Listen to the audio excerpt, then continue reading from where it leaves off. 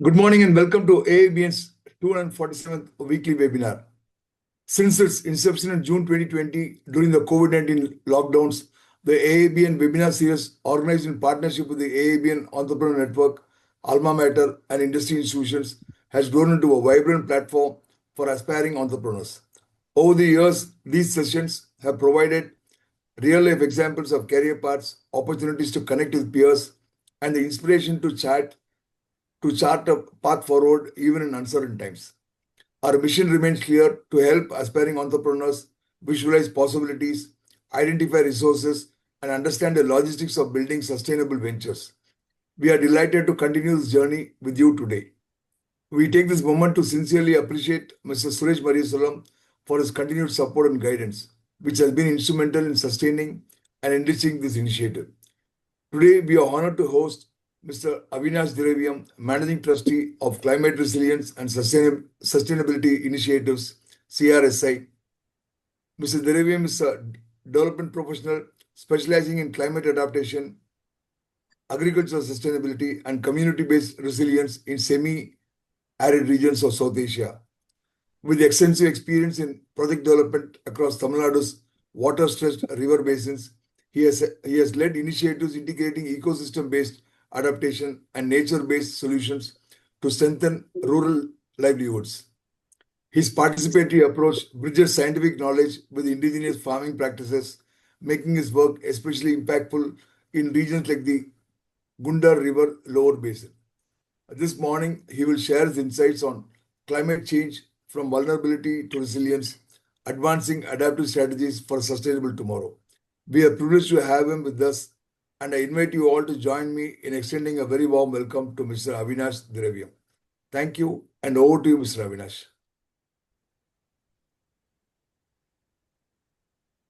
Thank you for the beautiful introduction. Am I audible? Yes, sir. Yes, sir. You are, sir. Yeah. Can I have my slides hosted from your end? I've already From my shared end, the sir. copy. Yes. Yes, sir.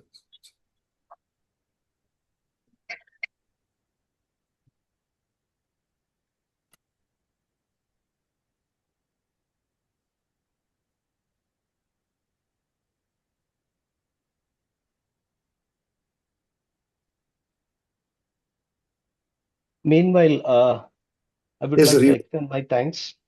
Yes, sir. It's a good opportunity for me to interact with you people. And I heard it's really a kaleidoscope of people with different walks of life. Of course, rooted from Namalai University.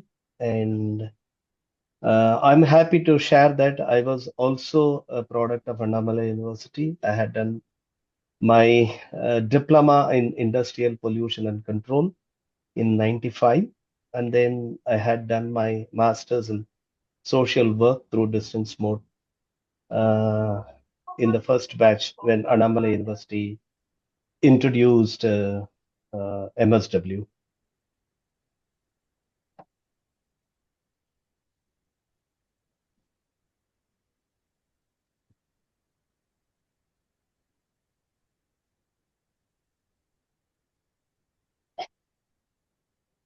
Yes. Is it the one, sir? Yes.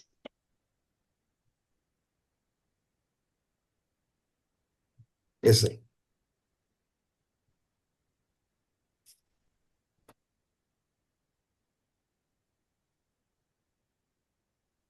Thank you. So Thank you, shall sir. I start, sir? Yes, sir. We can, sir. Yes. What we understand when we talk about climate, I would like the participants to just have one or two words typed in the chat so that that gives an understanding of the interaction which is happening. And you can also post your questions, if any, in the chat, and we will have this at the end of the presentation. We will have this chat session. I mean Q&A session also.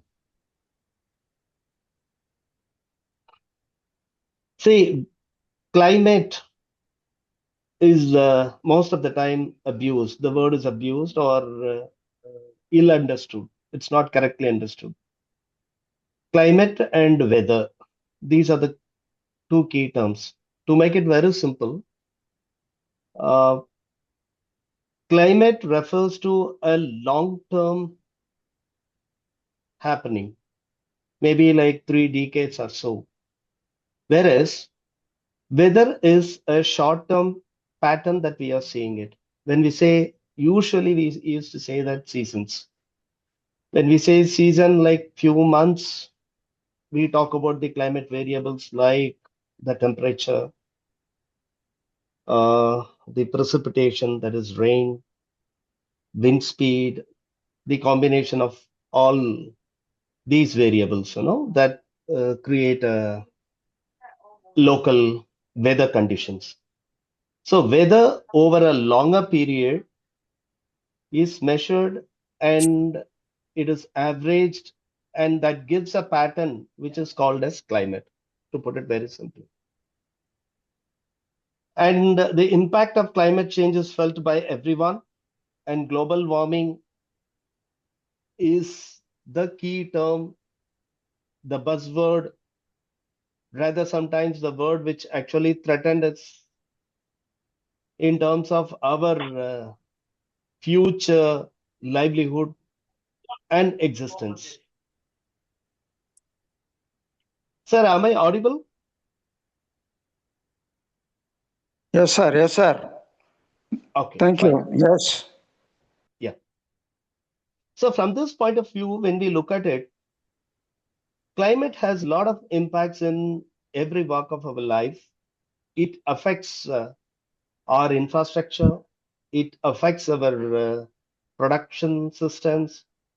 It affects our well-being. Of late, very recently in 2019, we have faced the pandemic, and everything is somewhere connected with climate. And because of that, because of changes in climate, we are increasingly facing disasters. These disasters are man-made because of the human activities. We are facing different types of uh, these disasters and the impact of climate change cutting across many aspects. Temperature being the key, we are able to see that global warming is happening. That is due to the greenhouse effect. Greenhouse effect due to various factors, and then that is commonly called as carbon emission or equated to carbon emission. And we talk about the increasing carbon emission leads to global warming. When we see pre-industrial area, from that, the globe is warming up as of now to 1.5 degrees centigrade, and it is projected through 2, 3 projection methods or equations that vary between anything between 2 to 4 or 5 degree increase by the end of this century. So 2024 faced the highest average temperature increase of 1.5 degrees. And the impact for various countries across the globe varies differently. And we can feel the impact in India, especially the coastal, the Himalayan ecosystem, and then floodplains, and of course in deserts also. So we are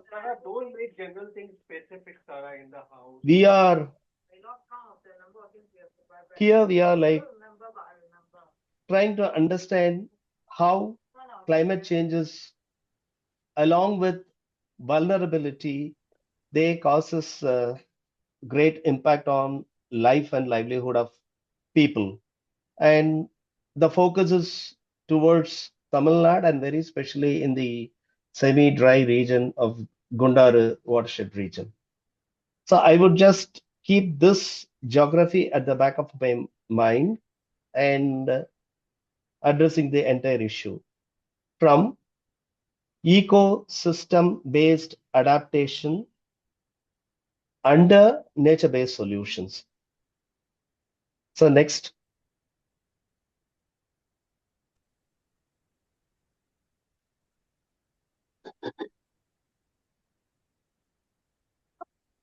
Can you just respond in chat, like how many of you have noticed changes in rainfall patterns?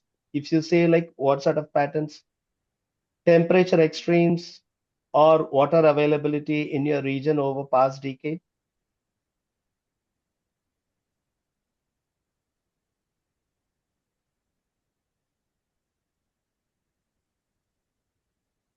So please move.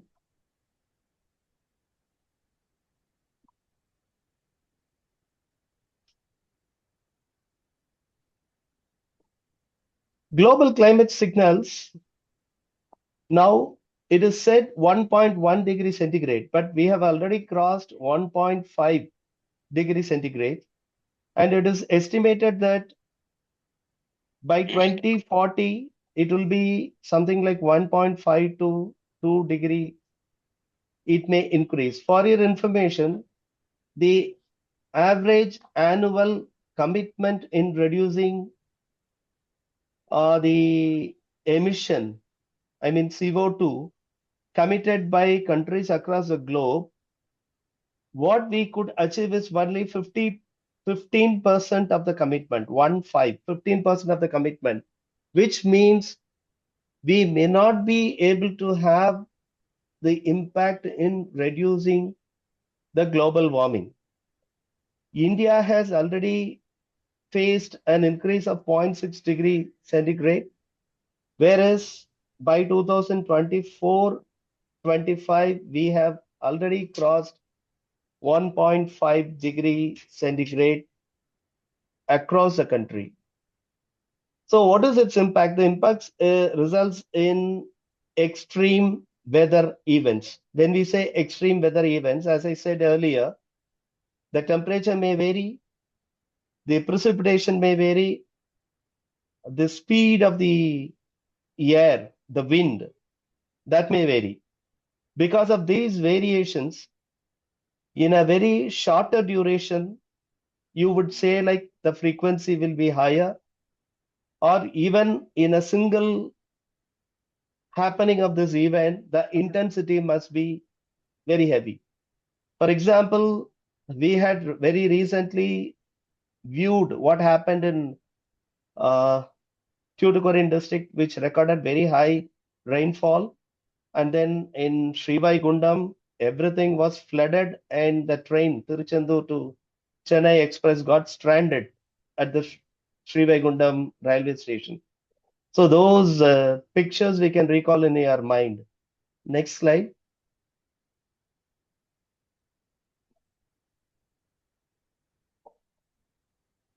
So the planet is warming. We are aware that the planet is warming and the temperature is rising. When we say pre-industrial times, the catchword is the emissions due to industrial growth, that has thrown a lot of carbon into the atmosphere.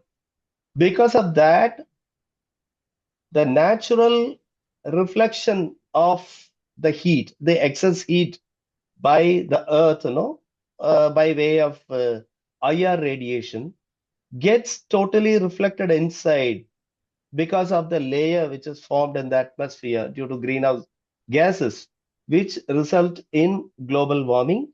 And because of that, we are finding a lot of problems. We are facing a lot of problems.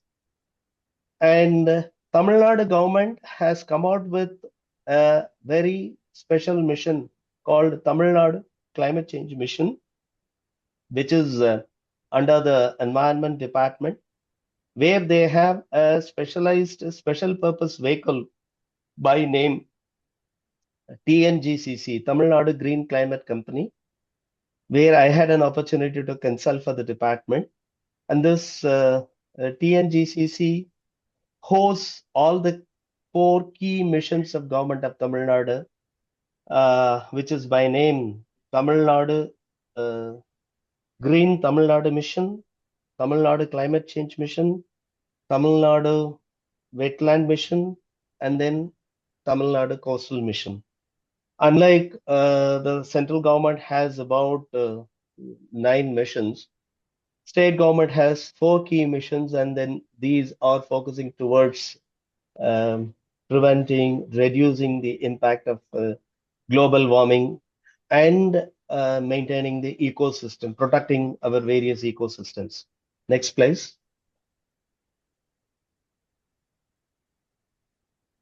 See, climate right now is at our doorstep, though we are within, but now the impact of climate is felt by all of us. When we say the challenges are rising temperatures, what is the impact when we say like temperature is rising?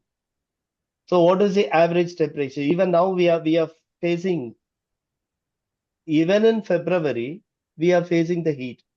Daytime, we are not able to remain. I just recall when I was a child, only when it is required, we go for switching on the fan. But mostly a decade, we are all living without fan. We cannot live without fan. Fan is running. And off late, we started feeling that, we cannot live without AC. So from fan, now we have moved that without AC, we cannot live. So to that extent, the temperature is rising, and we do not know whether even with all these measures, we'll be able to survive if the temperature keeps on rising as predicted. Even a 2-degree increase will have very serious impact on lives and livelihood of people. And because of that, the heat wobbling is happening.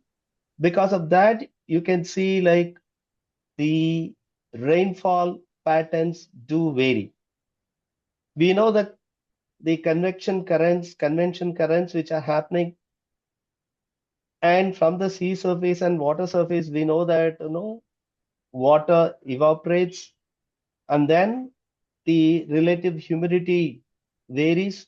Because of that, there is a pressure created in the atmosphere, and we either get land breeze or sea breeze, and then these breezes, they add on with the energy because of the heat, then they convert into cyclones, and we are facing the problems. We have been seeing like what many issues these cyclones are creating. Usually we think about cyclones, but we forget about uh, the drought and drought related impacts which are happening. This is again also because of climate change. And we have been removing water very excessively. We are using water excessively. And then the availability of the water becomes a serious issue. Groundwater is depleting. Quality of the water is worsening.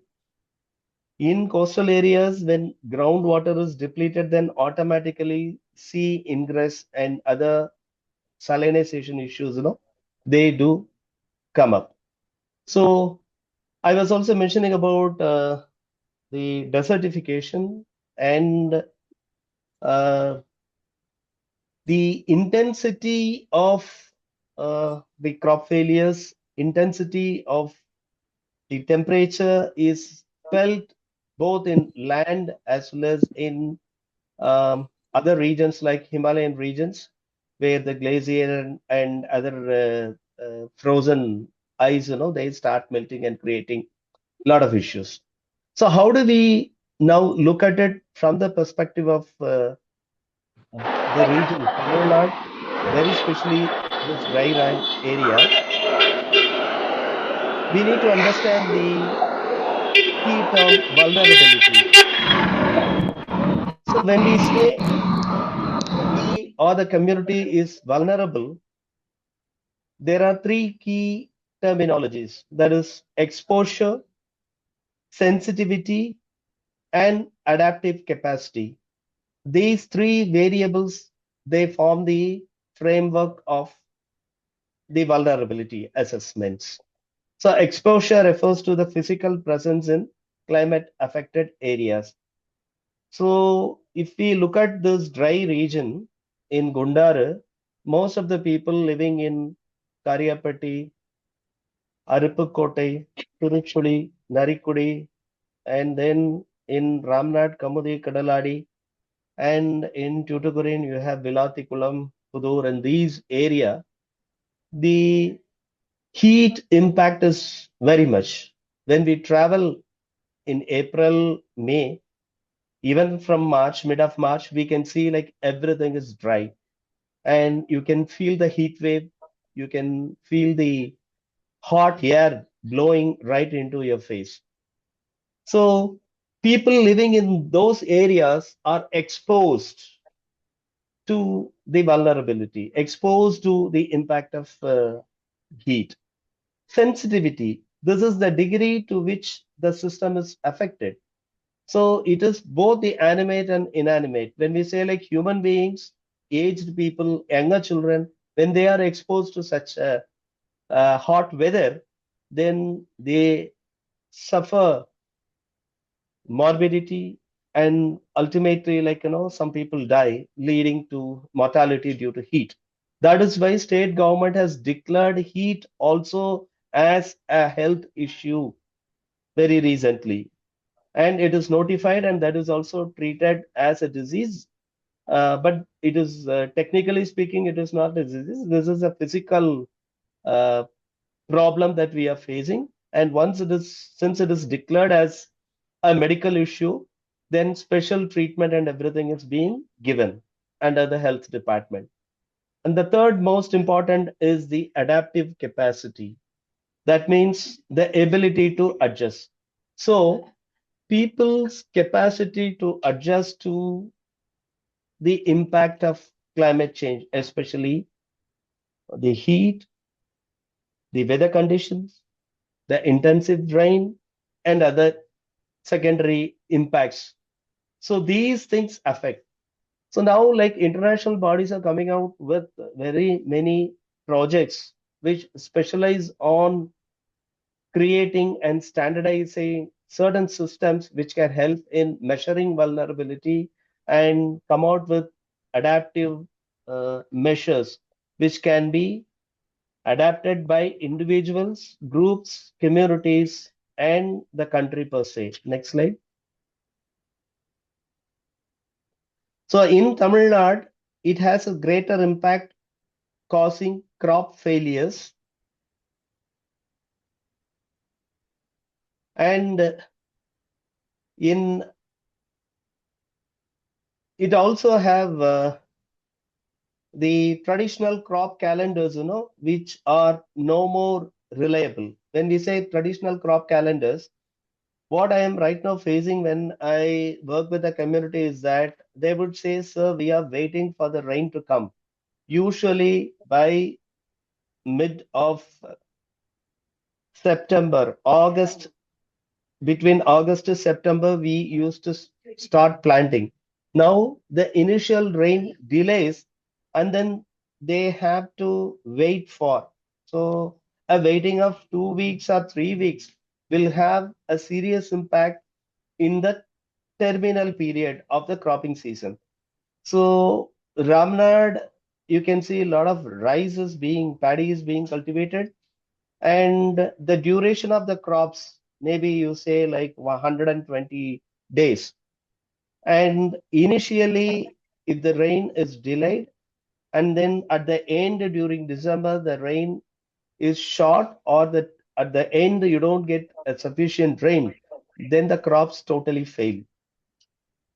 Another thing like the groundwater table, which is falling very seriously because of too much of extraction of water, groundwater, and we are not frugal in using water. Most of the people, though we are affordable, we don't apply the mind in terms of utilizing the water, make use of water to the extent which we required, but a lot of water is being wasted. And because of this, because of crop failure, because people don't have alternative livelihood, then the rural communities, they get entangled into debt and forced to migrate.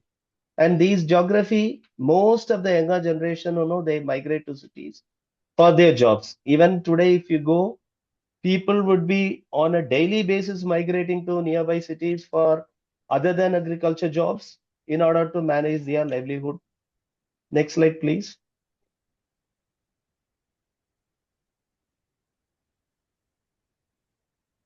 Next slide, please. Sir, yes, sir. Yeah. So here, this is the current season. This photograph, everything, the paddy has grown well, but everything is chaff. You don't get the stuff inside. This is a photograph taken by me in Kadaladi block of Ramanathapuram, where you need to really, end up in shedding tears. People have grown, full grown. In the terminal period, if sufficient rain is available, then you can find. But when people look from outside, they may see the crop is grown. But if you very closely look at, there are no grains. Even if grains are there, they are only chaff. You don't have the stuff inside. Next, please. So, in essence, we are not just talking about temperature going up. We are talking about fundamental disruptions to the water cycle. When we say production, agriculture production, it is water cycle. If you go to Ramanathapuram, most of the paddy growers, they would simply say, either we get a good crop or we wait for the insurance. And these are the two extremes within which, people are suffering. And they are asking for newer channels and bring fresh water from Vaigai, or now the government has proposed and working on the Kaveri Gundar connection, where excess water can be transferred here, which is basically understanding the water cycle, understanding the growing seasons, and understanding the ecological systems which talk about rural livelihoods.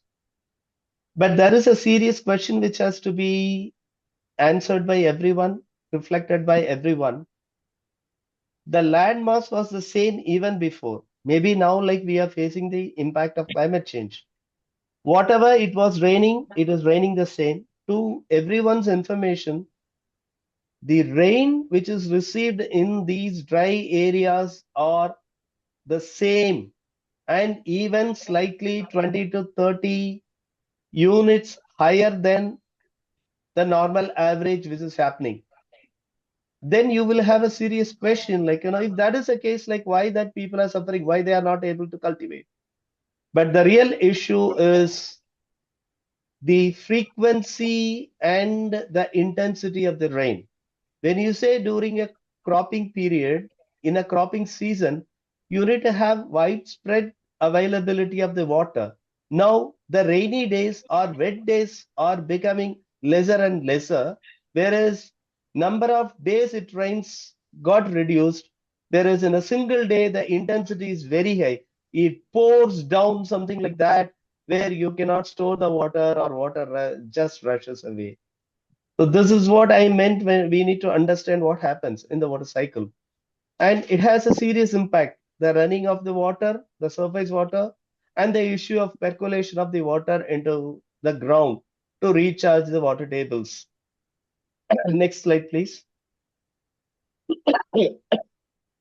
So in Tamil Nadu, when we look at vulnerability from these perspectives, how the communities are exposed and how they are sensitive in order to either limit their exposure or prevent and protect them from the exposure, and identify, like, who are affected, including human beings and livestock and the crop, the seasonality, how sensitive all these entities are to the changes in the temperature, and what sort of adaptive capacities as human beings, as other living organisms, and then as the landmass, how are we adapted to manage, face the vulnerability.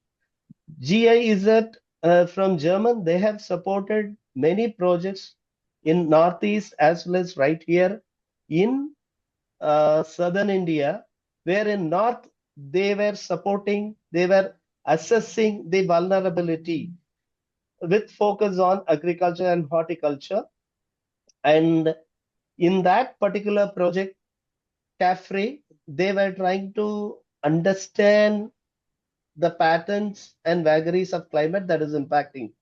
Similarly, a CAFRE project is being done in southern districts, and right in Ramanathapuram, they were trying to devise a tool, vulnerability assessment tool, which can help and come very handy in the hands of the planners, the community, and the people so that they understand exposure, sensitivity, and adaptive capacity so as to manage, understand their vulnerability, and take appropriate measures.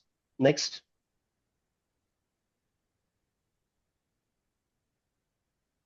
So, agricultural distress is the key, and crop failures, they have become very, very repetitive, frequent, and the impact, it not only affects the land and the ecosystem, but it affects the psyche of the community where people increasingly give up agricultural practices. Primary production activities are slowly coming down. These traditional crop calendars are no longer reliable because there is a change. So that is why even the central government has come out with a project called NICRA, where they were trying to look in across the country different adaptation models which are coming up so that they can address the issue of changing climate situation, the crop calendars, and suggest what sort of alternative actions they can go in for, like advisories. They go for uh, crop advisories. I personally right now doing a consulting work with World Food Program, where we focus on LMCS, called Last Mile Climate Services. This LMCS is focusing on providing these services based on the reality. I, in a very casual manner, used to say, when the weather information is available, when we listen to the TV,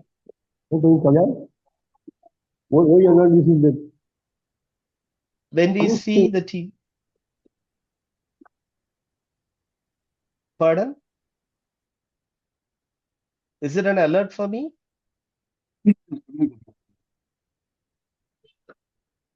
Go on, sir. Hello, You can go on, sir.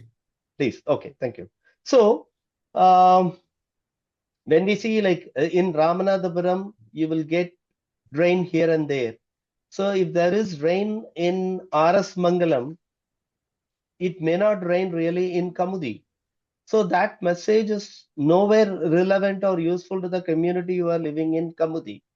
That means the weather advisory should be focused, narrow, and very specifically to the community and also the kind of practice they are doing. If the advisory is for paddy, here they will be cultivating little bit of millet and then mirchi, that is uh, melaga, nama chilies. Then we see that the advisories do vary, and certain crops need water at certain times, certain crops do not need water. So for this purpose, World Food Program, whose focus is more into ensuring that no one sleeps without food, which ensures food security across the globe, they seriously feel that the climate impact has uh, an indelible mark on their efforts towards ensuring food security. So they have taken a special program which focus on uh, addressing these issues by way of LMCS, that is last mile climate services, which are relevant to the community, along with providing other alternative livelihood options. So, crop failures, then the issues related to crop following traditional crop calendars, and the raising costs of inputs and declining yield. In spite of giving a lot of inputs, these are really affecting the people. And so we can see a lot of people are slowly leaving agriculture. Very especially in the dry region, people are not able to really bear the brunt of the heat and the scattered rainfall, and they are migrating either on a temporary basis or on a day-to-day basis for their livelihood, for earning from other job opportunities. Next slide, please. Water is the other factor which is very, very serious. And bore wells, though it was looked as a boon, now they are sucking the water so deeper. And normally in these places at 50 or 60 feet, we used to get water. Now it has gone down to some 400, 500 meters.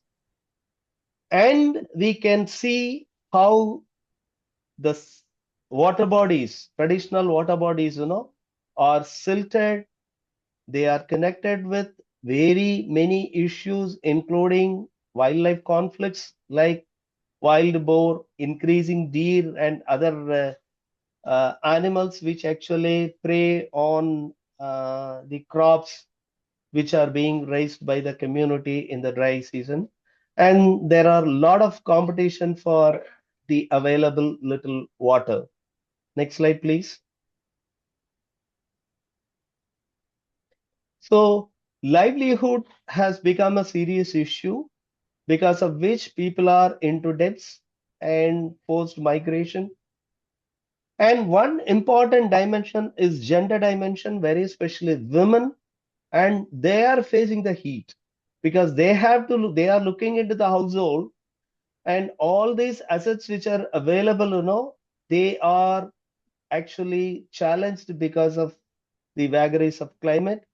And to my surprise, when I visited few villages in Kadaladi block of Ramanathapuram, I was shocked to see that even now people are standing in queues to get water from the single common well presented in the Uruni, where it takes at least 5 to 7 minutes for the water to ooze, and then they collect it at about 30 to 40 feet depth by a small bucket, and then they are filling their water parks. Say the whole day, you can see people are there near the water body. I was shocked. We have been talking about many projects and schemes, even Jal Jeevan Abhiyan, we are promising that we give water. The pipes are there, taps are there, but no water in those connected pipelines. It is really heartening for me. So the problem of collecting water lies on the women, and their time and efforts are being lost over there. And another important thing is the memory. Communities have slowly started losing their traditional knowledge. Either they feel it is not worth, or they don't find that traditional knowledge to be used for making their livelihood, earning their livelihood, or the ways and means of converting that into an economic opportunity. And so, like from the memory of these community, traditional knowledge is slowly waning up. Next slide, please.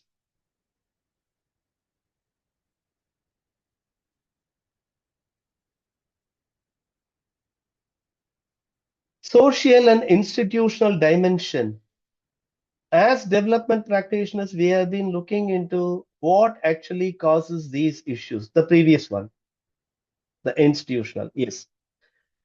And information asymmetry is one of the key issues because different people know some information, but there is no common understanding. There is no common minimum understanding.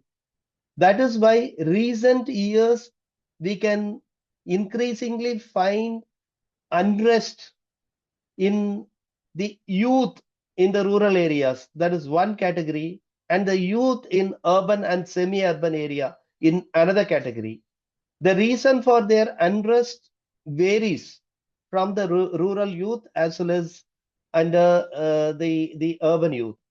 And if you deeply look into, the prime reason is information asymmetry and knowledge. Information is not as such knowledge. Lot of misconceptions. The connecting point is the technology. With all smart mobile phones and everything, people are connected, but knowledge wise people are not connected. Understanding wise, there is a huge invisible wall, and people go after what they know or what they believe. This is with a community. On the other side, though we talk about interdepartmental collaboration, the departmental coordination and collaboration at the grassroots is seriously failing. This is why in Adapt Our project, we try to look in for convergence of these departments. Niti Aayog as well as State Planning Corporate, Planning Commission, they have been insisting of these convergence. But in reality, people have gone away from community. The social distance between these institutions and community is so wider. So, what to say, there is a lot of misconceptions. There is no faith and lot of gaps, which make these developmental cooperation and coordination unfeasible or not feasible or not really happening. And people get marginalized as individuals, as groups, and resources. I was wondering, earlier, decades back, when we go to any village, when we ask for water, you will be able to get water. Now, water is not available. At least you need to have 10 rupees to quench your thirst. Just for a water, you need to pay. And what happened to the resources? On one angle, we always talk that commodification of certain natural resources should not be happening. On the other hand, everything is getting commodified. If you justify commodification, but how do we price? And after this pricing, the real protection of disadvantaged or people who have least access to these resources, they are dying very hard. So, as normally we say, the gap between the rich and poor is widening. The gap between knowledgeable and the ordinary people is widening. The gap between different communities is widening. Lot of gaps are happening in every domain, and community as a society is also breaking down, and the community which has been taking care of their own resources as such, uh, either physical or biological or any other, those community managed systems have broken down, and the impact is very, very, very severe in rural areas. Though these issues are not coming out in urban and peri-urban areas, we are able to see their problems, whereas the same problem exists in rural area also. Next slide, please.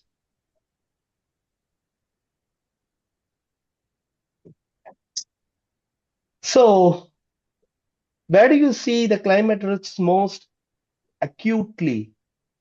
Let us reflect. Please, in chat, you can just mention, and you please mention the most important one according to you, whether it is in the agriculture sector or water, health, livelihood, or infrastructure.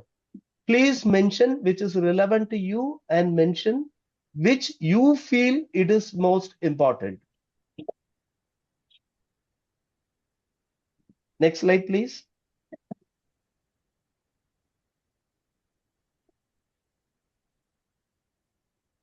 Here comes the ecosystem-based adaptation. So next slide, please. Ecosystem-based adaptation refers to finding solutions to the issue of climate change. When we say the issue of climate change, two key components get into. One is mitigation, the other one is adaptation. We believe through mitigation, we can bring down the pollution.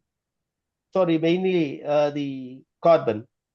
When we say carbon, anything which adds on to global warming, chemicals, pesticides, or those which are used for freezing agents, etc., etc. Everything is denominated into TCO2e, that is ton of carbon dioxide emission as a common unit, a base unit. So how many tons of carbon dioxide emission is either left into the air or fixed into, that is sequestered. So emission and sequestration of carbon, that becomes the key. So from this point of view, planting trees, etc., greening is seen as one of the key mitigating efforts. Clean development mechanism, yes. And that is why carbon trading has come up very, very seriously. And it has a lot of pluses and minuses. And there are regional effects also in terms of this carbon trading. Let it be at one level. But as I said earlier, these mitigation efforts committed by all of us across the country, when we look at it, it is determined as nationally determined commitments, NDC. So if we look into the UNFCCC framework agreement, where each country is voluntarily declaring that we will take such efforts to ensure within such and such time we will bring down our carbon emission, which is nationally committed commitments, NDC, determined commitments, which are written documents provided by each government to the UN body. Whereas if you take on an average, only 15% of the commitment has been honored so far. We are able to achieve only 15% of what we have committed. Can we just type out like what is the commitment that we, India, will zero down this emission at which year? Is it 2025, 2050, 2060, 2070, something like that? Just in the chat, you just type the year where India has committed that we will reduce our carbon to zero. So the other point is adaptation. We cannot. Very good. Excellent. 2070 is what we have committed. Correct. But see, we have not even reached 15% of our commitment. Even the developed nations who are contributing, on an average, the globe has not honored till date. They have not honored, not able to achieve the 100%. So we have only achieved 15% of what we have on an average committed at this year. I mean, at the present year, present time. So now leave alone. This is one mitigation. The other one is the impact on us is very, very serious. That means we need to seriously go in for adaptation. A simple question, when it rains, what do we do? You want to go out when it rains, what do? Just type it on the chat. When it shines very hot, we have to go out. What do? Just write a word. So that activity that we do to safeguard ourselves from rain or from the sun can be termed as adaptation. So why do we call this as ecosystem based adaptation? Adapting ourselves individually from the impact of climate vagaries is fine. That is our existence, living, safeguarding our physical health without injury. But if you are not able to eat food, you are not getting enough food, what will happen? Malnutrition. And if you don't have, then we end up in hunger. Either malnutrition or we end up in hunger. We have seen so many scenes of Somalia and many other countries, who are reeling into poverty and the impact. So here our production system is getting severely affected because of climate change, and we need to conserve our ecosystem. We need to protect our ecosystem. So we need to invoke adaptive measures which can have a wider impact for the ecosystem. Only then it could be sustained. So biodiversity and ecosystem servicing, they help to adapt. So work with nature. We have to work along with nature, not against nature. Our activities should be cost effective, and these adaptive measures should have multiple co-benefits. We should be able to sustain, and communities should be sustaining these activities. It can be based on a small watershed or a geographic region.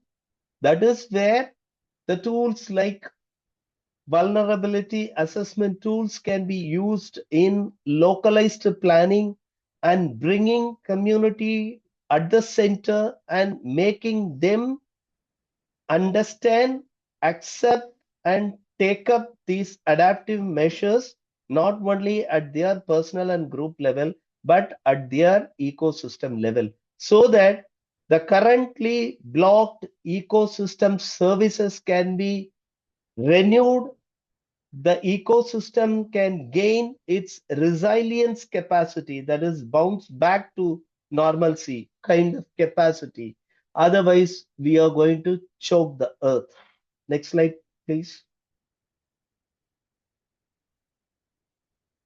Here, there is a small table at the end, this slide can be shared with everyone. So this is just for an idea. Ecosystem-based adaptation is a subset of nature-based solutions.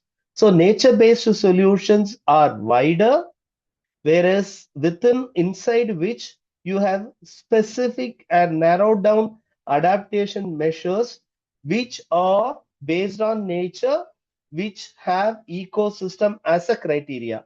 That is why recent days all disaster risk reduction measures have been focusing towards ECO-DRR, that is ecosystem-based disaster risk reduction measures, followed by the adaptation activities, so that these measures sustain. Next.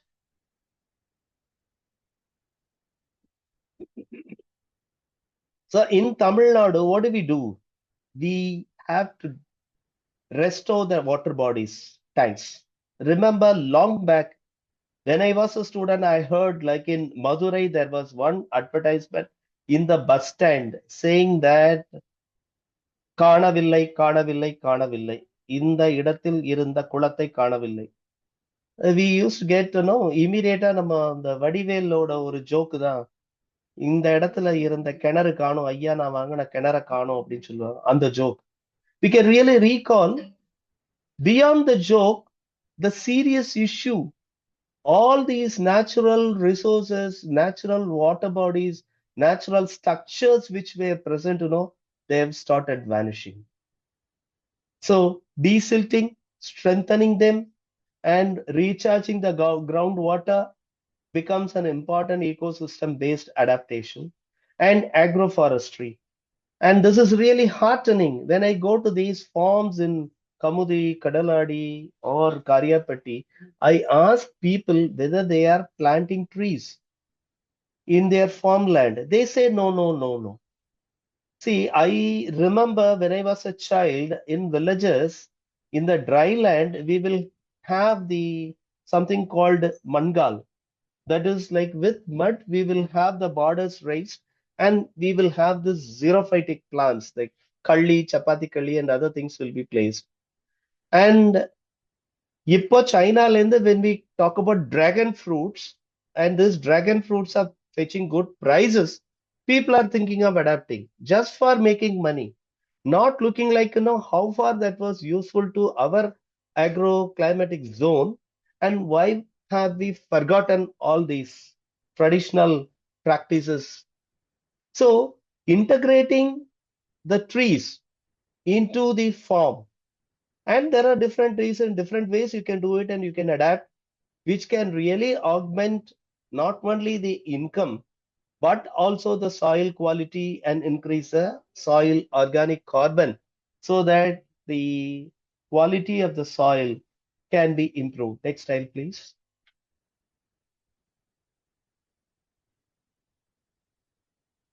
So nature-based solutions are wider, which encompass these nature-based, this ecosystem-based adaptation. So here, like we try to restore the ecosystem before the ecosystem loses its resilience capacity. It is a clarion call that I am making to everyone. We do whatever that we can from our end to ensure that our ecosystems are restored. Next slide, please. Next slide, please. So NBS across contexts.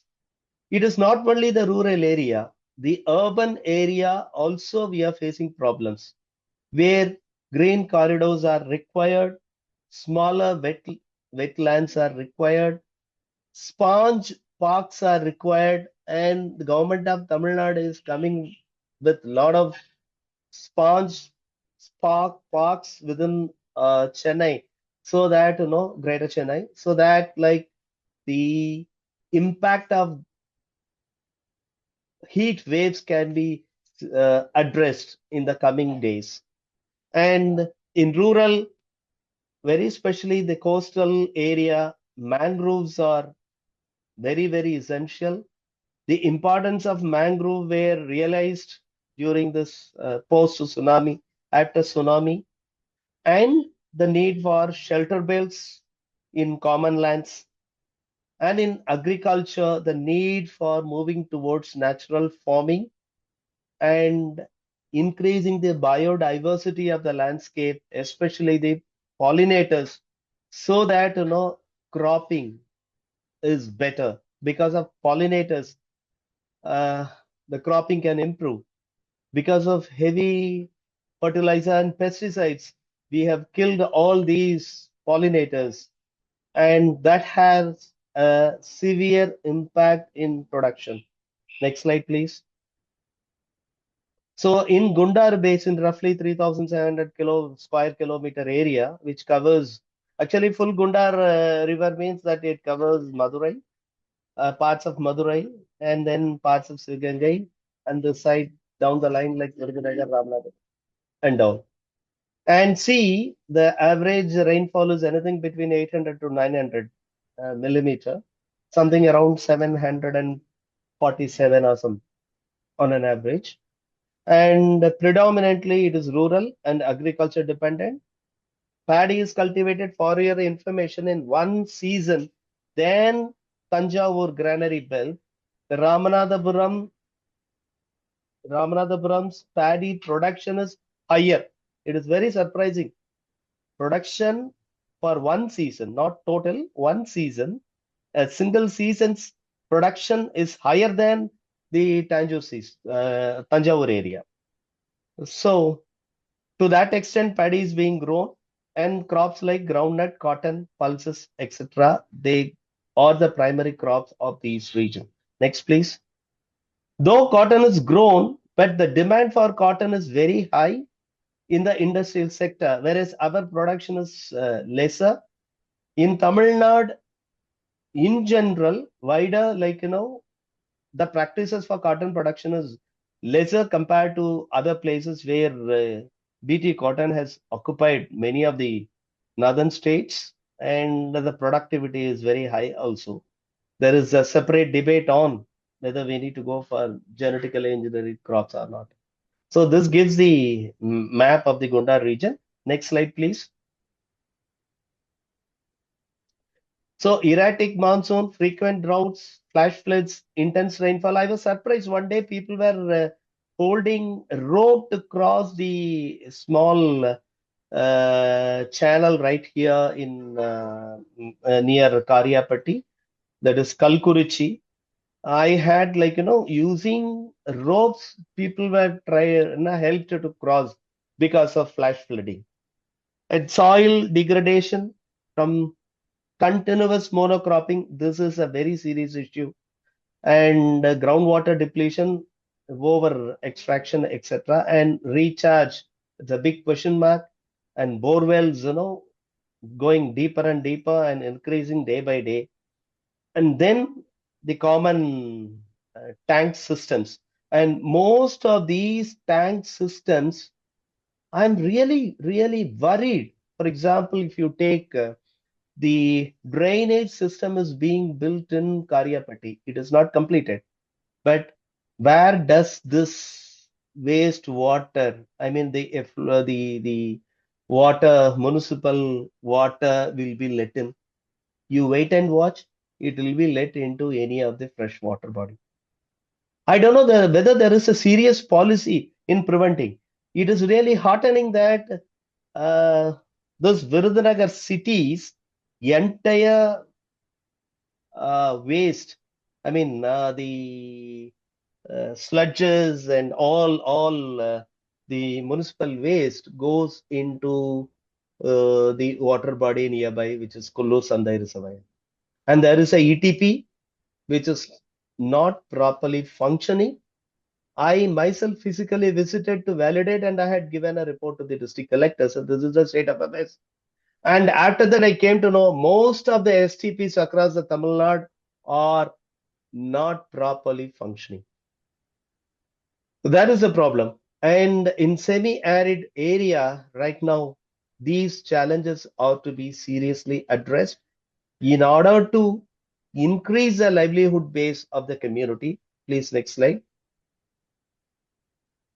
Next slide, please.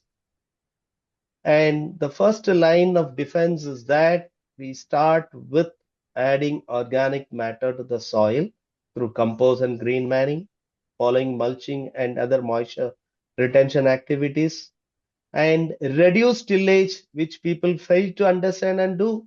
Rather, people are going into, buying equipments that could really, plow deeper and more deeper of the soil with higher HP capacity and all. And rotavator is rotavators use has tremendously increased, and this has a very serious impact on the soil. And bio inputs like microbial consortia hardly understood and many times misused, or the farmers are disillusioned because of cheating products. Next. And this physically we need to desilt, stabilize the bunds and improve the catchment area, which is not at all understood. And most of the time in records, water user associations are there, but they are not functioning, leave alone water budgeting. Next.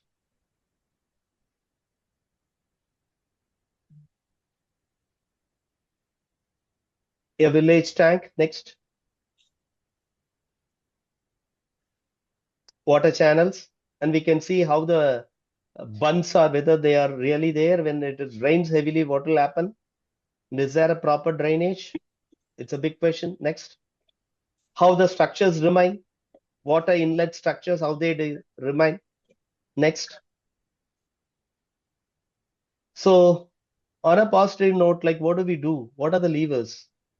Diversification in terms of crops, income, and ecosystem services. These are to be designed, and we are involved in developing proposals for this kind of intervention projects.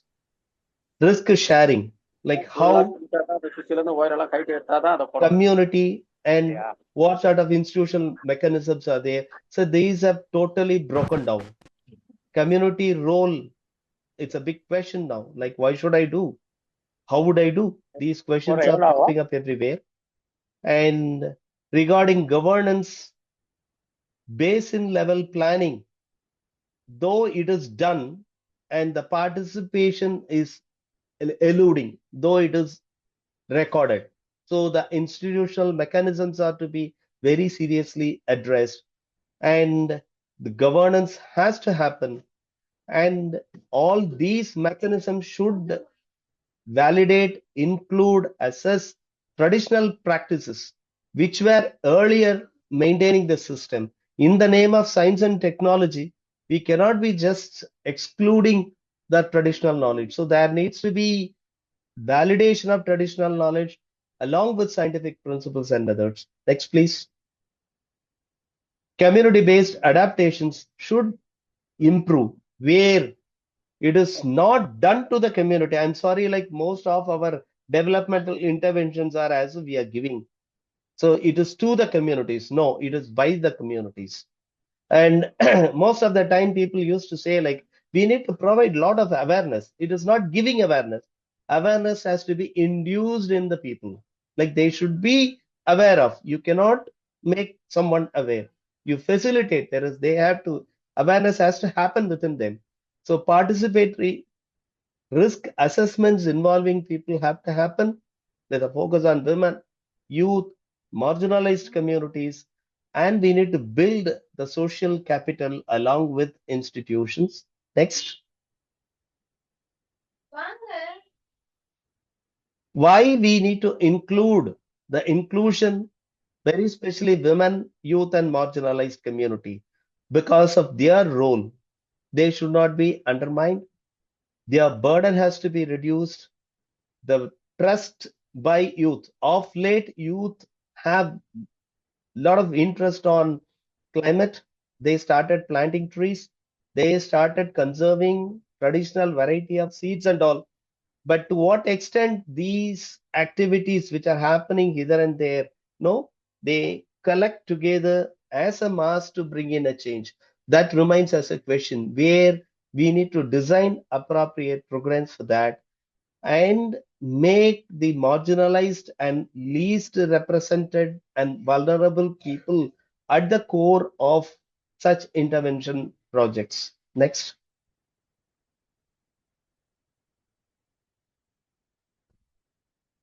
Next slide, please. And communities to adapt practices, they have to participate, they have to own projects, and government intervention should slowly come down, and they should play the role as enablers and technical supporters and coordinating agency, and make the communities work on their problems and enable them. Next slide, please. And here comes the key, the role of business and civil society.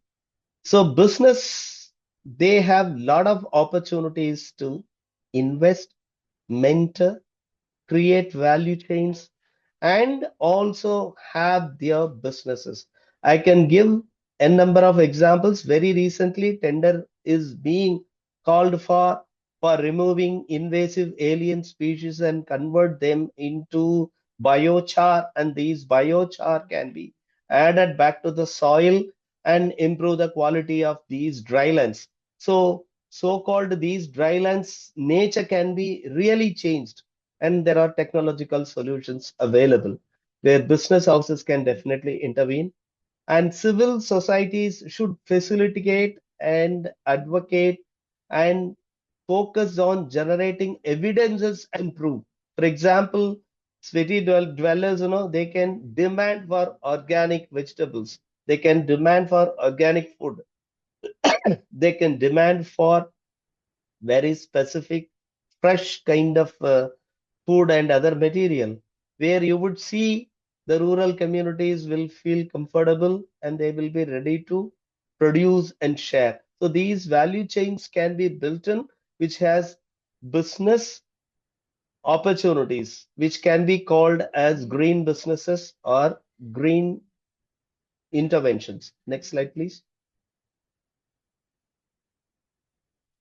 The framework for resilience is this: 4Ds: diagnose, assess climate risks; design, co-create solutions with communities; demonstrate, pilot and learn interactively, iteratively; and deepen and diffuse.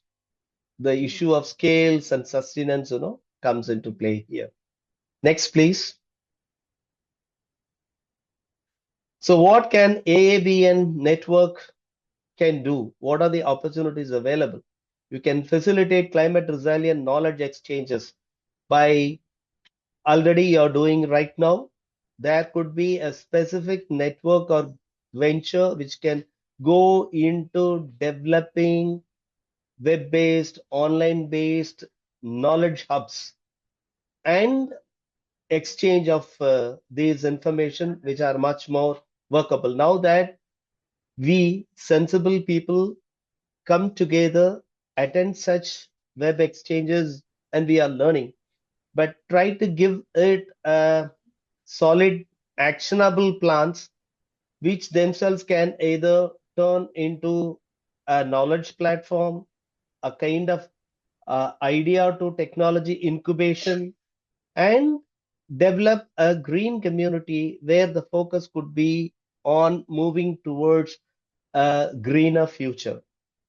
Mobilize alumni for mentorship programs, support farmer collectives and rural enterprises, and facilitates cross-sectoral collaborations.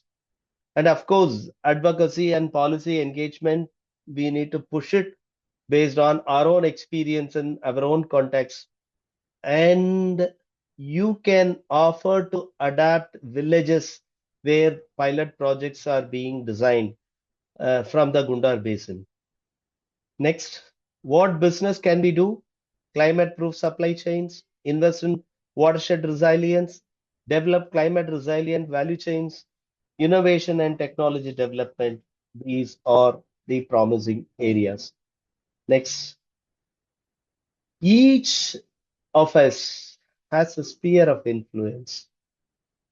Adaptation at scale will be the sum of thousands of actions, which I am really happy. I feel this network is doing an yeoman service, and I'm happy to be a presenter here on this occasion.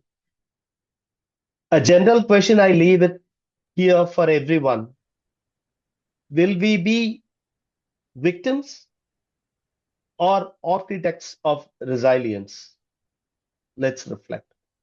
Thank you. Thank you, sir. Thank you. Thank you very much. So we can keep the floor open for question and answers. Participants, Yes. please unmute and ask your questions, please.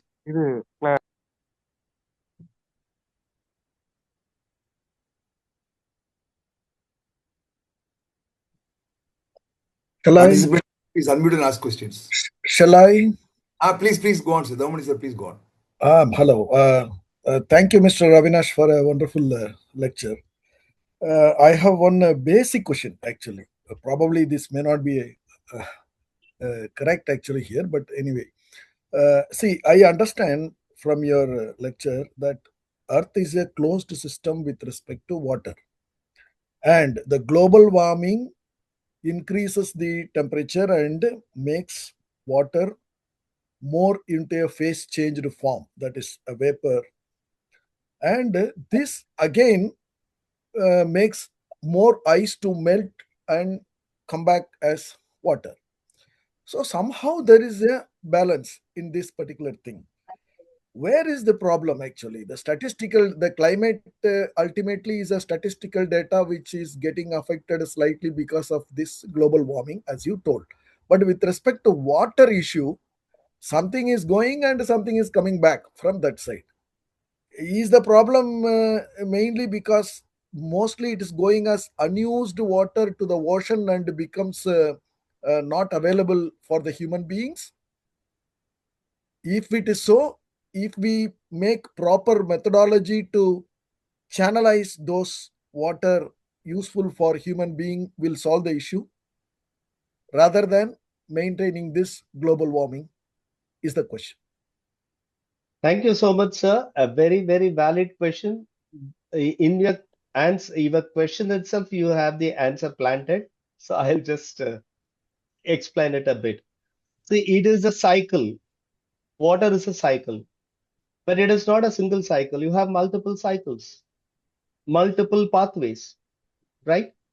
So on the overall thing, Sir, as you said, can you disable the screen, this one, so that it is clearly visible everyone?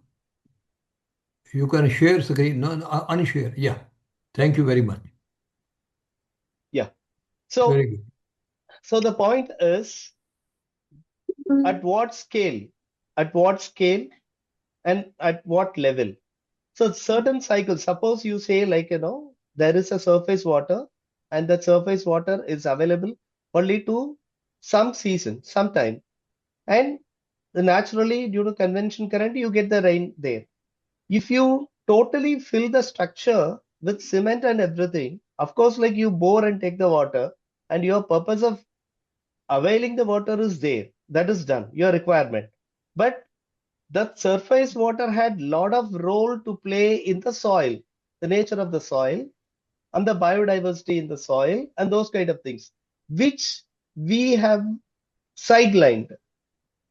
So the total cycling and all those equations are fine, but we did not understand the intricacy and nitty-gritties within this ecosystem. So everything is a system. So that is why human endeavor has resulted in industrial production. We cannot say you go back. Whereas the industrial production has altered nature's cycle. So that way, when we alter the nature's cycle with respect to water, what you're saying is we are facing the problem. So it is for you, as you have suggested rightly, we need to look into the cycles at each and every level and look for the optimal level of it beyond which we don't go. If we go, any system has its capacity to regain back resilience. So if the resilience is broken, then we start facing the problem.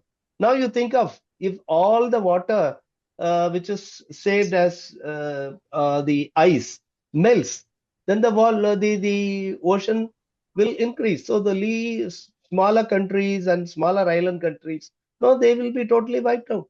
Chennai may not be there. The coastal inundation is already seen. If you come to Gulf of Mannar, you can see the changes in the coastal area. You can ask local people like where was the shore and now where is the shore, which we have been seeing always. So your question has the answer within,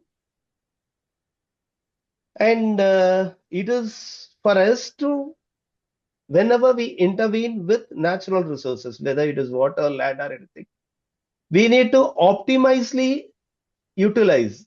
To what extent we require, only to that extent we need to take, and we need to see whether our action is justified. Today, there is a trend, whether it's state or central, to explore and extract every mineral or material available on the earth. But for economic equations, only for money, making money, saying that we are developing. We are developing at what cost? So that is a serious issue. And today, like we are paying money for getting a glass of water. That itself is an indicator that like we are not in the right direction. Sir? Can I come? Yeah, nice, Yeah, nice. please. Please, sir. We Can I also have come? got changed a little bit actually. I remember during, oh, this is too bad. I don't know. Yes, sir. Please go on, sir. Please go on. I'm sorry, sir. Yeah, during our childhood days, we were taking water right from the borewell and drinking, whereas now we refuse to drink anything other than the packaged water. I think we also have got shifted actually, which is bit putting a toll on this type of behavior. Maybe some change is needed there also. In fact, seawater reusing technology for the purpose of energy or some other thing, like where actually we have to take from the seawater and then make use of it, might be a solution, better solution, rather than trying to control all these things, which is a very difficult thing, as you yourself told that only 15% we could reach at this time. Yes. Yes. And your question is? Can I come? Sir, Question is please go ahead. question is going ahead with the seawater reutilization rather than trying to focus more on temperature control, global warming control. So that could be one solution. That could be one solution, but there are a lot of solutions available. And I can just show one photograph. Probably it may not be possible right now because of paucity of time. But like converting seawater into drinking water, that project is left idle.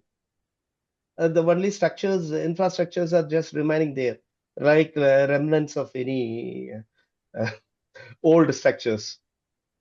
See, technologies are coming up, and definitely the scope is there. A lot of scope is there to make use of seawater, and we can have multiple benefits out of that. What is required is like working on newer innovative technologies which can separate the nutrients, the salt and other chemicals which are available in the seawater.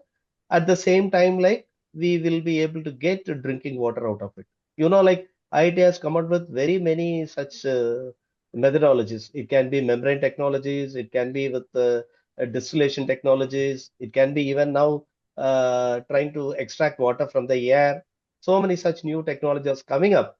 And I really wish this group, this group really opens up opportunities for technocrats to get connected with, and new startups and innovations are there, and there are traditional knowledge systems also available with the community where our scientific inputs could validate. For example, now we go for from plastic slightly, we are going to the metal water bottles. And if you see Northeast and all, like, people are coming with a lot of this bamboo-based water bottles. So bamboo you can grow and you can regrow, and again that fixes carbon also. So you have carbon sequestration happening, and instead of mining the minerals and taking this metal, now naturally growing bamboo bottles could be really used as water bottles.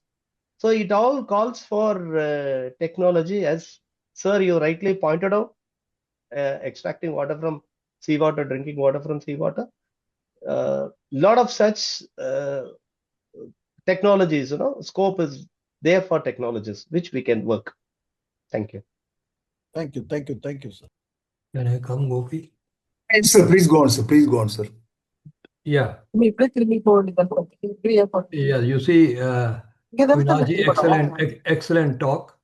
So, am I mute? Am I audible? Oh, somebody is speaking. Yes, sir. Yes, sir. I'll mute him, sir. Go on, sir. Go on, sir. Please go ahead, sir. Yeah, Avinashji, thank you so much for very informative talk.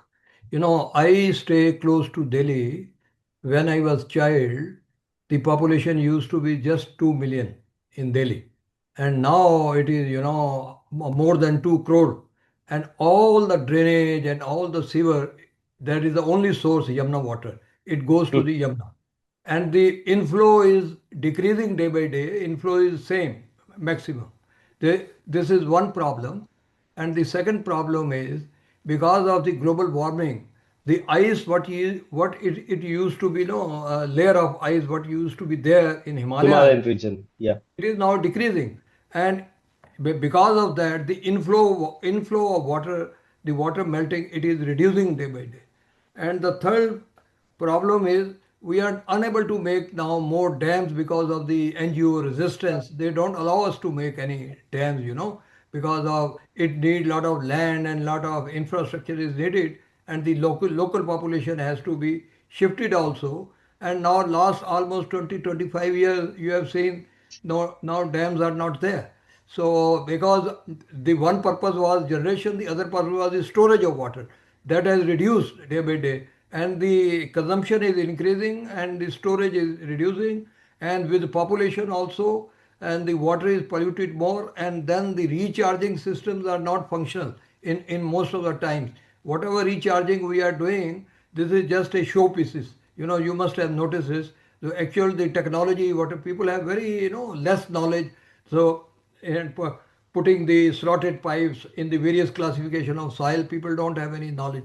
These are few points we have to focus more on these things, and maybe the things may improve slowly, slowly. Thank you so much. So I agree with you. And Thank you. one or two things which I need to highlight along with what you have been doing. How about the spheres and all, like sewers Yes, and sir. everything created? See, Right. when we have the communities living in multi-story buildings or living in congested areas, first question, why do they become congested area? Is a very, very serious question. What happened to the town planning? Or what is the vision we have? And if you totally look at the very basic planning of town system and all, you collect the sewer everywhere and then you are taking it huge. It accumulates, it gains certain mass. After that, you find it becomes a very critical issue. When it is a smaller, for example, 50 houses, 20 houses, you have certain recycling systems which make something zero. Nothing should go out of from where it is generated. If certain principles like that, green buildings, green systems are brought in, the entire sphere can be converted into a bio incubator where biogas could be generated and sludges and everything can become manure. And what you right now feel as a waste can become a value added material. It could go back to, you can recycle the water, it can go back to the farming system.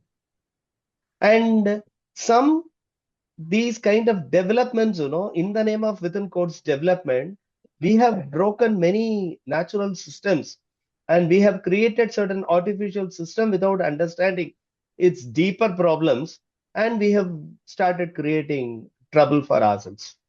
This is one. Another thing, like you were talking about this water bodies, dams and all. Like at least 15 years back, I traveled from Delhi via Kullu, Manali. I reached to Leh. And then, like very recently, also I had a couple of years back, I traveled to Himachal Pradesh. Just for a holiday trip, I went. I found that the road infrastructure has become superb, like in the plains, four-way lanes, and then you have only two-way with the real ground, the mountain, beyond which you cannot cut. So rest of it you have gone for pillars and you have raised. Now all these debris have been put somewhere and dumped. And when I asked with the SDMA of Himachal Pradesh, and verified certain records, I found that nearly 40% of landslides have improved after this motorable roads, the four-way that has been created from Panchkula to up to Shimla. And now, like a lot of such highways which are built over these mountains, these debris are kept somewhere, and after when it rains and huge water, then it washes all these loosened soil and then fills in the downstream villages. We had seen what happened, in couple of years back, all the floods in Uttarakhand as well as in Himachal Pradesh. And going to Shimla, I could not really see the snow, which used to happen earlier. But now it is there very recently. Last year, 1.5 years back when I was there. And actually, it disturbed, and I contacted through my channels the Disaster Management Authority, had an interaction with them. Then they invited our this organization, CRSI, to support nature-based solutions for these landslides and all, where the vetiver which grows in Tamil Nadu which is a sterile variety, is a beautiful nature-based solutions. And in Solan district, a pilot project has been initiated by the district disaster management authority in strengthening the soil and other activities and all. They are also interacting with the local university to find a solution. So it is always important to look in for traditional knowledge, local solutions, and trying to make things very smaller and simple. It doesn't mean that always bigger dams are going to give us solutions. Not like that. So solutions can be really seen in, and why should we really occupy a natural environment and then convert that into a comfortable living habitat for us and then start degrading the ecological situations and all. So that's a very serious question that everyone has to reflect ourselves, build a value for ourselves, and build the value for our next generation also. I mean, our younger generation. I think you are doing a human service, AABN, by bringing in people together to discuss. And I request you to extend this into learning and technology development support interventions for younger generations or current students, so that AABN becomes what to say, like a room for brooding ideas, brooding innovations. So, sir, Yes, please. I agree with you. But earlier, bigger dam, the main concept was economic of scale. You make bigger dam and you produce more power. It is very very cheap that way. So even the olden dam now the power generation is 1 paisa per unit. Even now, if you go there, that now when you make small the of course ecologically they may be better, but financially or ecology there could be some other problems. But we have to balance both, which is better. So that's right. I agree with you, whatever you are saying. Thank you so much. God bless Fine. you. Thank you. Dr. Kandaresan? It's very clear presentation, my appreciation. But ecosystem-based solution and nature-based solution, these two terms look alike. Can you distinguish? Because ecosystem-based solution also nature-based, no? Correct, sir. Mm. All nature-based adaptation. See, when you say nature-based solutions is the wider aspect, whereas the ecosystem-based adaptation is a subset of nature-based solutions. Or you can say nature is wider, the scope is wider. Whereas when you say adaptation, it is a certain small effort of adaptation. We should go with the ecosystem. That's why we call it as EBA. See, my personal opinion, I'm saying a lot of inventions and innovations will happen in creating this type of acronyms. Only then I can be called as a professional in this field, as a recognition. See, this is my submission. If you look Correct. into the development sector, people Yeah. in social work, they used to say like RRA, rapid rural appraisal. Then after that, people say PRA, participatory rural appraisal. Then people say PLA, participatory learning and appraisal. See, the core is same. Maybe slight of recipes do change here and there. The principles and philosophies are same.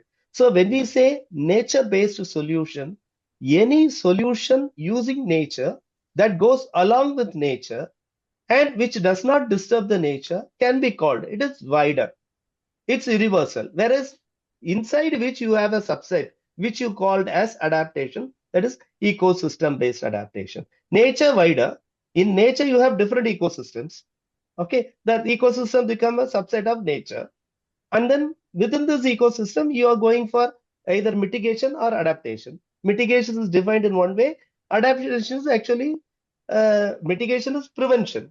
So tree planting, the X, Y, Z, or I mean clean production mechanism or carbon sequestration. These are mitigation. When you say adaptation, we are actually protecting ourselves. We are trying to see that its impact, the impact of climate change or whatever intervention is not on us. We should be able to get back to our original position. We should gain our resilience capacity. So the clarity is very simple. If you put a big circle, that is NBS, in which inside which you put a small circle subset, and you call EBA, ecosystem based. Is it clear, sir? Excellent, excellent. Thank you. Professor Parivelan, would you like to add anything, sir? Parivelan, sir? Sir, excellent presentation, sir. Especially, I like the overview of climate, how globally it is impacting, what are the national preparedness, and he had, come down to, I think, the local levels, what kind of adaptation, what kind of, resilience we are building. It was fantastic. It was very informative. I think it touched upon it. I just wanted to ask one very basic thing also, sir. Why in the climate discourse, we are discussing largely about mitigation and adaptation. Seldom we talk about the protection aspect, how the human dimension of it. You did touch upon it, of course, at community level. But I'm talking about, from the human rights point of view, are we, having any discourse, any kind of thing to bring in, legislative reforms to protect people in the vulnerable context, sir? Now we are talking in very generic way, island people, Vanuatu, Maldives, and all we are talking about.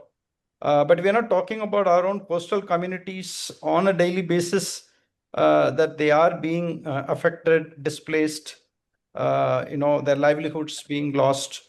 Can there be a light on what kind of, human rights or rights-based protection vis-a-vis the climate impact, please? Wonderful, sir. Wonderful question. Very serious question. In fact, I was slightly touching upon and did not dwell upon it. Let me give a clarification here. So in our current program, what we call it as Adapt for All. This is Adaptation for Resilience, executed by World Food Program.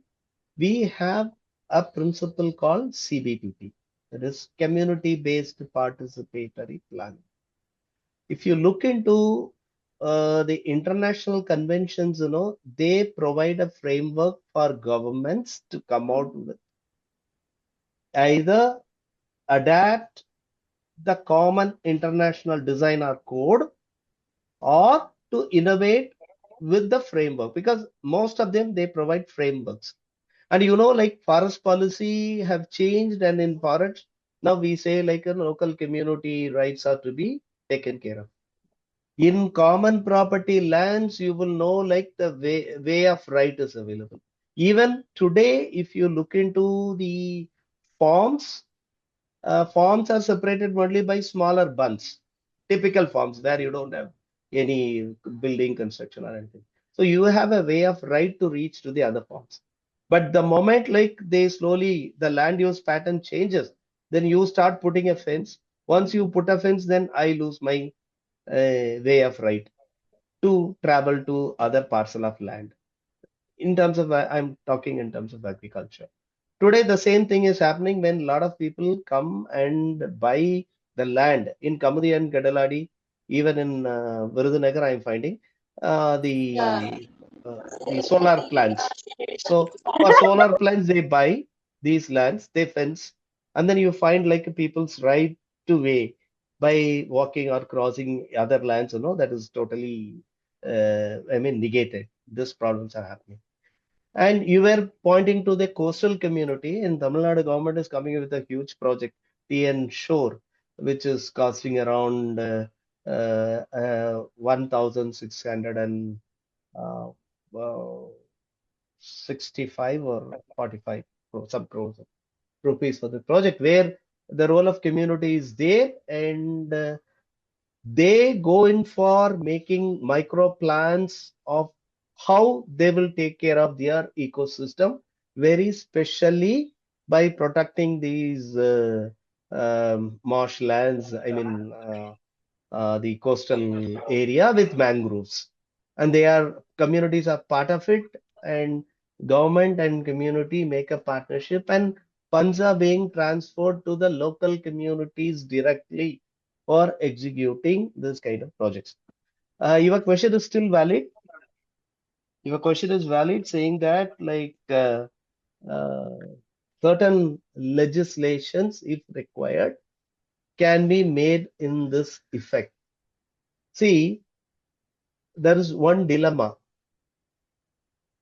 in India.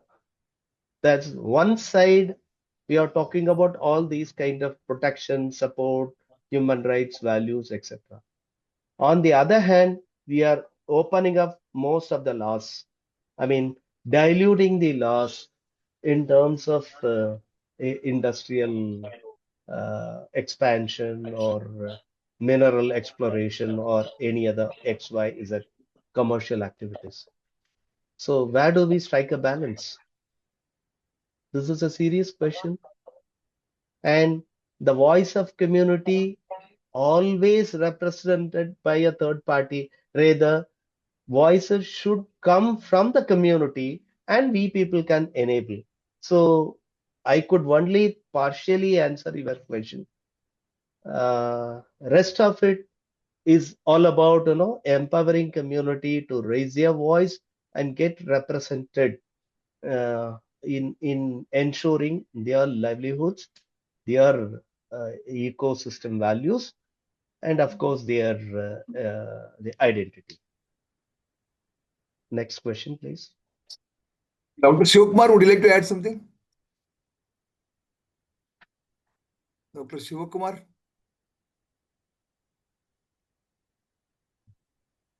Sir, Suresh, sir? Hello, sir. Yes, good morning. Yeah, hello, good morning. Good morning, sir. Good morning. Hello. Excellent presentation. I joined little later, but anyway, 15 minutes later. But I covered the entire thing. My problem is, my question is, I've been working with donor agencies right from 1991 with Daniela, with the UNFPA, UNDP, and other agencies also. Every time when we start, it starts well, and we give a hand of support. As long as the project is live, everything goes well. After the project is closed, the sustainability becomes a problem. So all the projects, whether it is health or disaster management or anything, they talk about prevention, early detection, prevention, and preparedness. But ultimately, these goals get diluted after the support is being taken away from them. And whose responsibility is that? Because see, now as a practitioners, we are giving our maximum time to try to establish the contacts. But unfortunately, because of the power system strain, so we are not getting that kind of support. So what do you suggest, being a serious issue of climate change and adaptation, you have to be taken to very seriously among the community and with all stakeholders. We are lagging behind the sustainable activities of stakeholders. So what is your message to strengthen that? First of all, I agree with you. I'm also having the similar opinion. But what really haunts my mind is the true participation of the community. So, how do we ensure that the community is participating? Again, we are talking from an external perspective only. someone from the community comes and voices that I want to do this in my community, how do I go about it? So we should provide forums for at least the younger generation to voice them. So you know that UNESCO and even along with the government of India, very especially the Ministry of Environment, Climate Change and Forest, now they are coming with programs where the voices of young generations are heard. See, I was just wondering, like if you see, there may not be a single youth who might not have even produced a small reel, may not have published even outside, but at least within the house itself, within their family. Do you agree to this? There may not be a single youth who has not produced a single reels. So for some message, for some reason, then they are attracted by this digital tool. How do we catch hold of this technology to bring in and inculcate in the minds the inquisitiveness and the strength to stand with what they believe is right, to ask questions within themselves and ask questions to others and seek answer? I would say the true participation will happen. And if we development organizations, though almost everybody incorporate people's participation, if we could fine tune ourselves and ensure that we deliver by truly facilitating the participation of people, incorporating the continuance of these activities after the project, changes will happen. But again, everything is a project. We need to re-bombard a locality with these kind of opportunities and handhold them until and unless they become independent and they are able to hold responsibility for their smaller ecosystem or their geography where these people are living. If that could be focused by that value is observed by all the development practitioners, I'm sure Maria Selvam said there will be a change. And this has to get into the training as well as teaching curriculum and built as a value, a human rights value, as an inherent value. Then we would see, like, there will be changes happening. Hope I would have to some extent addressed your query. That Paneer Selvam, sir. Any of you have any queries? Any questions? Shiv Prasad.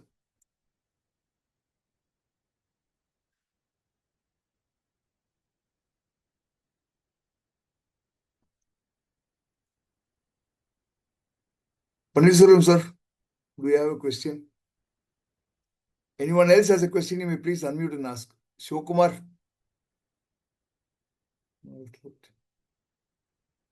How has been the government's participation in this? It's a collective endeavor, right?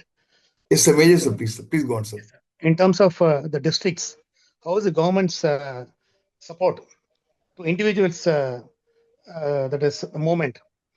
Has the government been very supportive, or it takes a different stand? Sir, in principle, government's role is clear, sir. They are really supporting. The point is, like, whether that is sustained, lot of gaps, lot of gaps. And what is required is someone has to really lead. I see. If Lot you of lead, gaps. there are gaps. If you lead, they're ready to. See what we have been doing. Mandatorily, we have been asked to work on certain levels. We have something structured, but there is a space given for us to innovate. So at state level, we have state project management arrangement. At district level, we have district project management arrangement.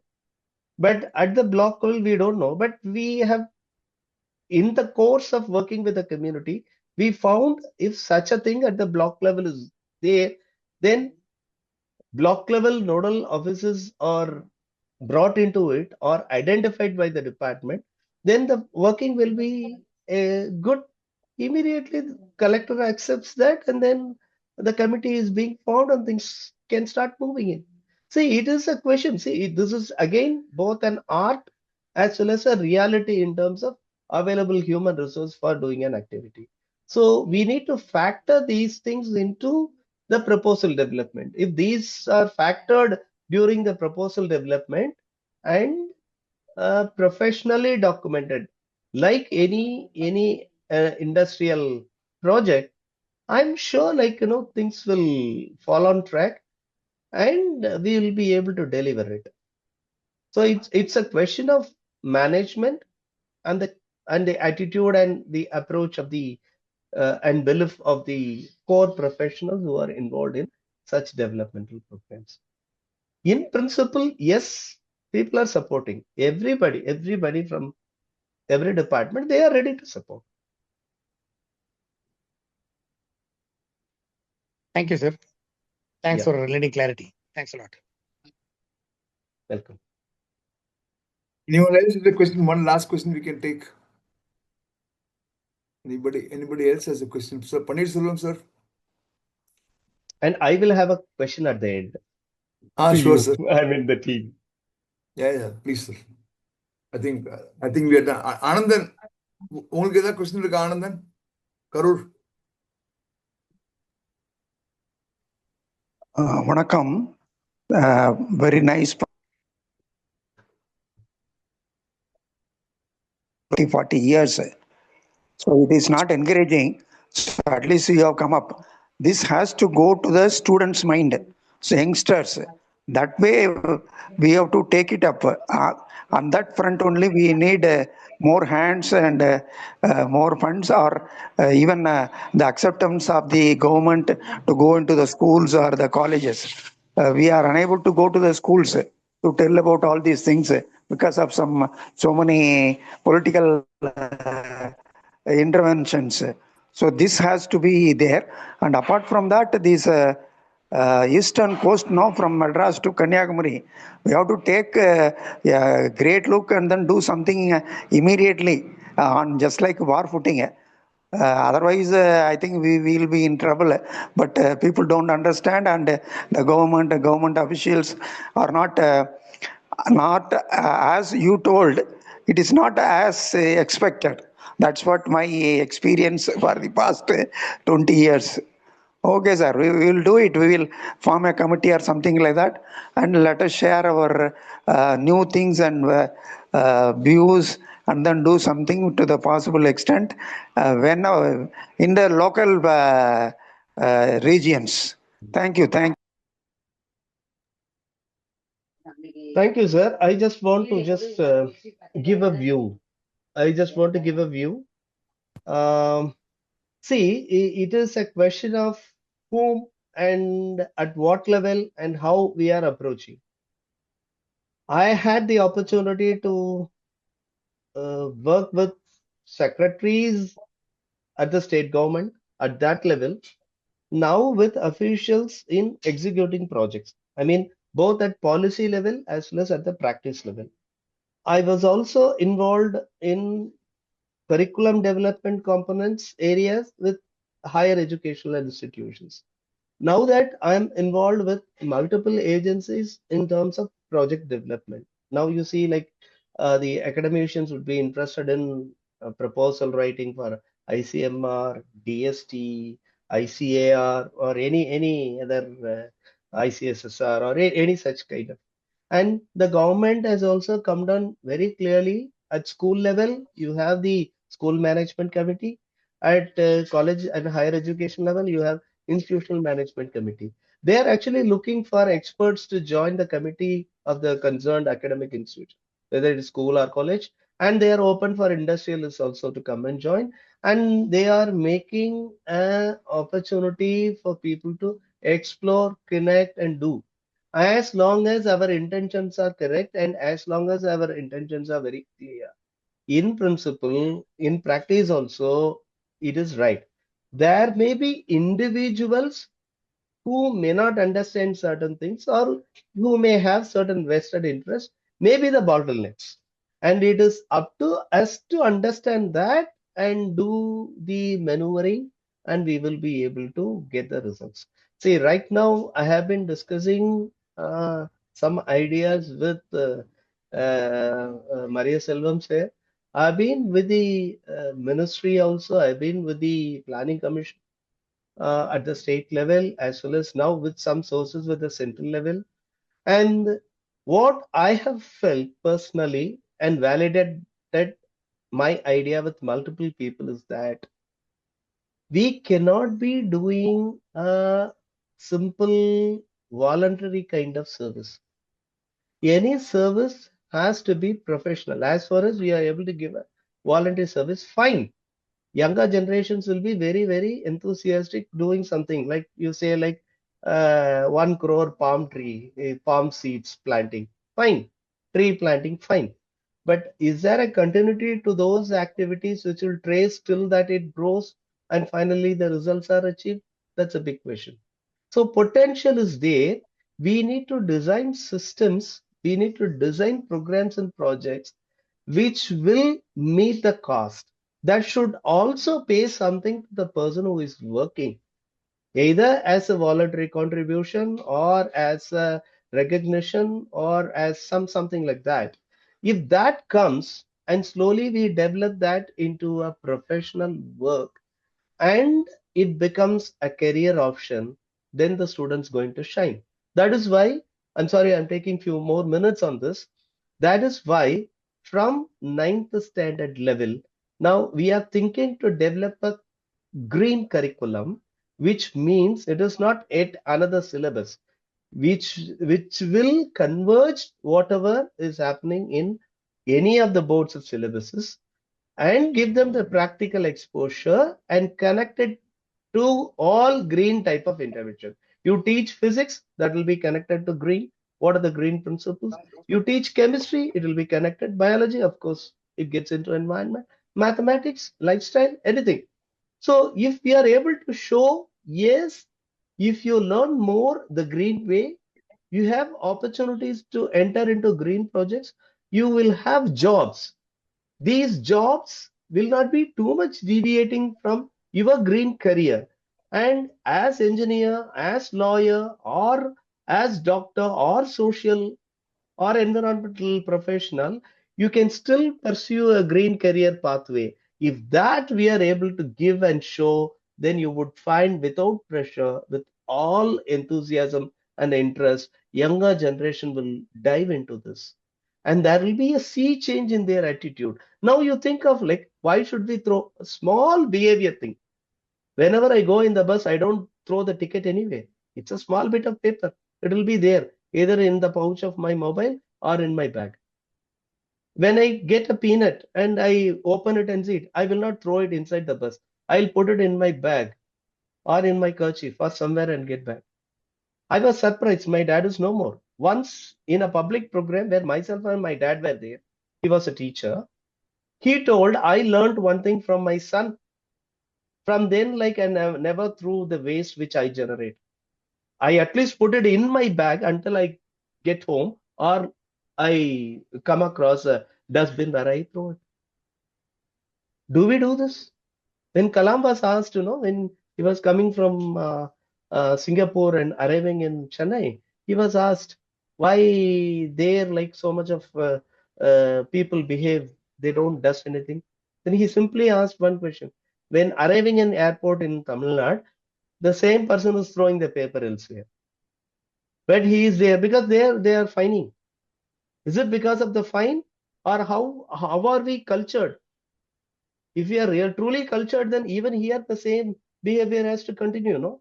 Whether it is local. Here what we feel, he is not doing, they are not doing, he is corrupt, those people are corrupt, all these people are not doing, they will not allow it to me. All negative thoughts, that go and creep into our mind. And that become a hazard. See, when you or myself are fighting alone, somewhere we give up. We should never give up. When we believe that whatever we are doing is correct, I am telling you, we will get the right person at the right time. That's how I got Maria Selvam connected with me, and suddenly within a short period, now I am with you people. I am talking to you people. So I strongly believe we need to inculcate this confidence, a positive as well as pragmatic approach to our uh, work in the community. If we start doing it and if we start believing it, I'm telling you, in spite of all odds, see what happened? US president, he withdrew from WHO, withdrew from all these green movements. Do you think the world is going to stop? There'll be a dynamics, things will change. So if we go with this virtue built within us, whether others are doing or not, I will have certain practices. I will start doing like this. Changes will come. We live what we preach. If we start that, changes will come. With that belief, I've started working. I'm continuing my working. Of course, I do share these type of problems which are existing. We cannot be, covering up, or we cannot be going a blind eye to what is happening to the reality. But the hope is there, scope is there, and such a huge network is there. I'm feeling really great and elated for having come over here to give my understanding of climate change and climate adaptation. Thank you so much for this wonderful opportunity.